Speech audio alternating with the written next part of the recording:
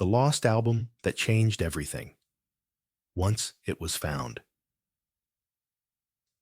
Sometimes, music history hinges on what we almost never heard. This is the story of an album that disappeared and how finding it years later changed everything. In the late 1960s, an artist recorded a set of songs, raw, inventive, way ahead of its time. But the label didn't get it.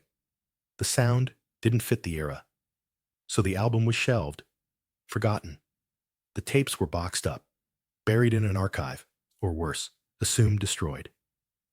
Decades passed. The artist faded into cult status. Rumors swirled about the lost album, a masterpiece that no one had heard, until one day, someone found it. Maybe it was an engineer, a collector, a relative. They dusted off the reels, hit play, and there it was. A voice from the past, alive, electric, unapologetically brilliant. When the lost album was finally released, it rewrote everything. Critics reevaluated the artist. New fans flocked to the rediscovered sound. What once was considered a footnote became a headline. Influences became clear. Legacies were restored. It wasn't just about the music.